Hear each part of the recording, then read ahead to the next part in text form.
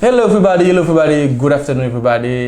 You're watching your favorite show, Jeffrey 509. This is your TV show where we give you education, information about everything. Today I'm so glad to have a friend, a good friend. You're so excited to speak with the Haitian community, with everybody watching the TV show. So I'm gonna let her introduce herself. She's gonna tell you guys who she is.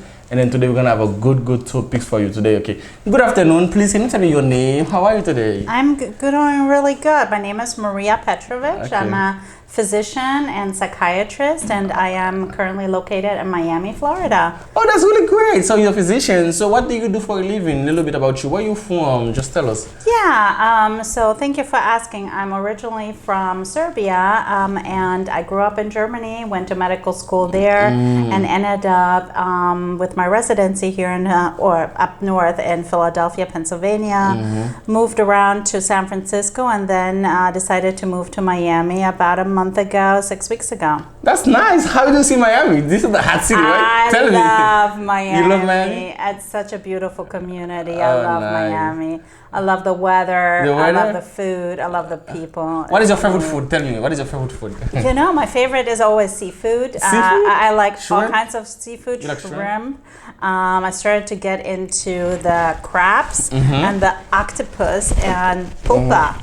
Okay, so today we have a good topic. The topic is we're going to talk about people with mental illness. So in our Haitian community, so a lot of people, if you have anything, can be like a stress disorder, they cannot sleep, or they can like schizophrenia. People tend to avoid them, tend to push them. So those people are like really neglected. So today we'll give like a little general information about how, so those kind of people, what can you do for people? What can they do if they feel stressed? So what do we need to know about that? How we can help people handle those stuff. So tell me about that a little bit. So what can you tell about mental illness? Can you give us a little bit descriptions? Right. So, Mr. Jean, mental illness is a huge topic. There's many different disorders, but when we're just focusing on stress and how to deal with stress, there's so many other ways we can deal with stress. One of them is just to come into the office and talk to a therapist who is licensed and located in your area. Somebody you can really connect with and talk about your problems.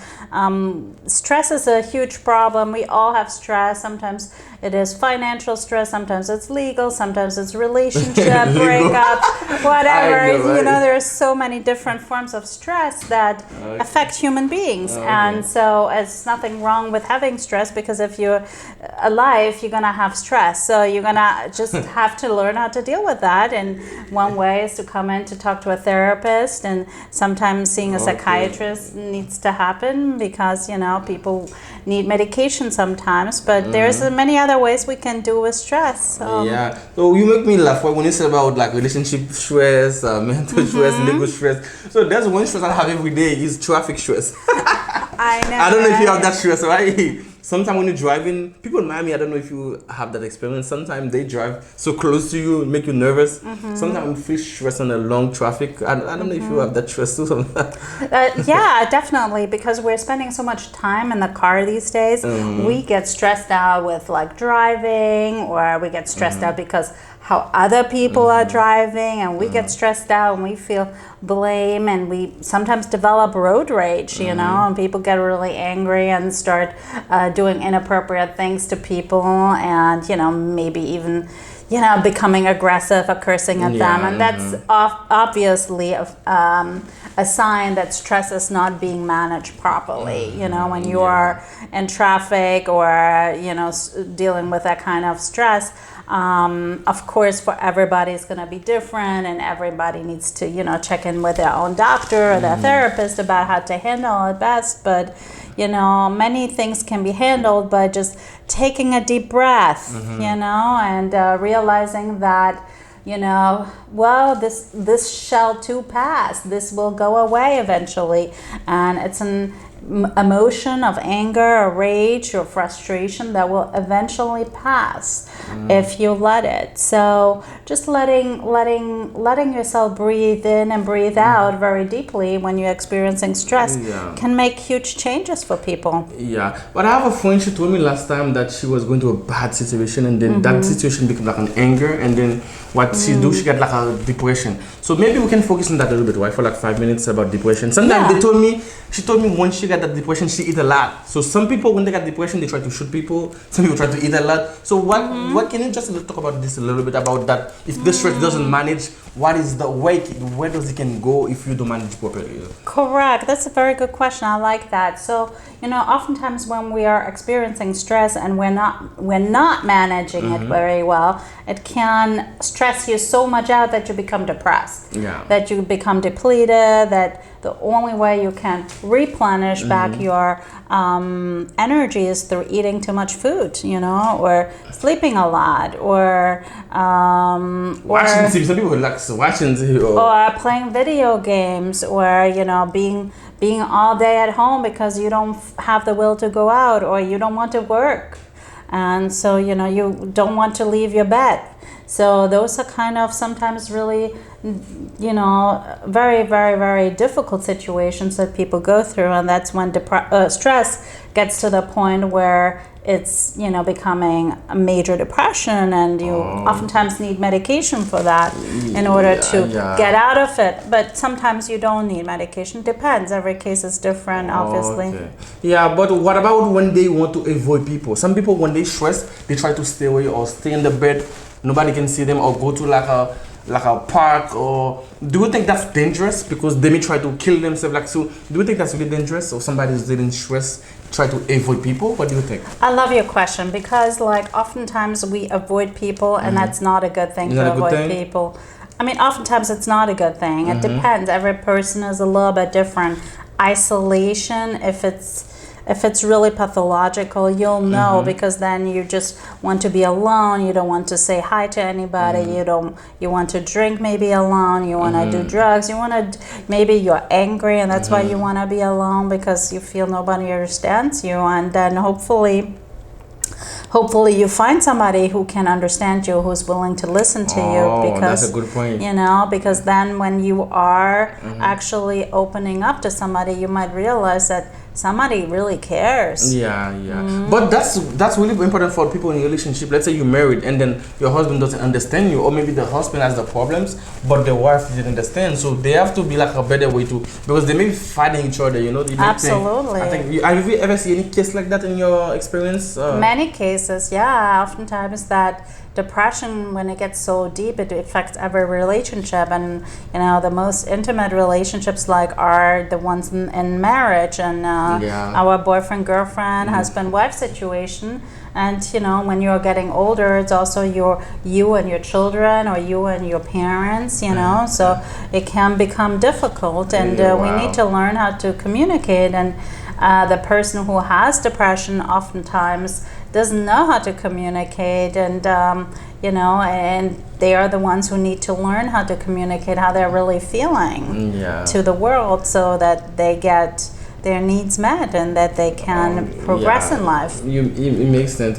But one thing, one conception, that one myth we have, we think men think we're strong, we doesn't need help to see a psychiatrist. Do you can say anything about that? Because I know my Haitian people, sometimes they, not the women, the men, they think they're so strong. They don't want to go to see a psychologist. They think, I'm crazy, Sometimes we have that kind of mentality. We're scared to go to see a doctor. If it's like a general doctor, but if you say something about psychology, mental, we think, no, people are going to think I'm crazy. So what do you think about that? What advice you have for everybody who's watching that show? Absolutely. Thank you for asking. That's a very smart and wise question. It's actually very common that most men in general are not interested in seeing a psychiatrist, and sometimes when you are from a certain cultural background, it's even more stigmatized. So oftentimes when you are asking yourself the question, they are thinking I'm crazy, and that's why I'm seeing a psychiatrist. Oftentimes, that you should see a psychiatrist or a psychologist or a therapist, because you know, in the end, you will know, like you will feel better, and you will show other people that it's okay to see a psychiatrist. Yeah, people think it's crazy, right? You're not crazy. I know, and it's far away from that. Most people who see a psychiatrist are not crazy. Yeah, but this is the mentality we take like if we. I know. So it's really important to like work on that stigma because you know there is a lot of stigma in society about psychiatry and what a psychiatrist does or therapist does, and you know, and oftentimes people are thinking, oh, I'm not gonna go there because I am not like them or I'm not like this, and I don't need this, but actually it can help. Yeah. Even if you just go one time or two times, it can maybe change how you're thinking about yourself. Yeah, that's really good. That's really good. Thank you so much. So now let's go back about the depression. Do you have like any tips, any advice we can take to tell everybody watching that show who knows somebody who suffers from depression or is right now going through like a breakthrough? Do you have any tips, any advice, anything?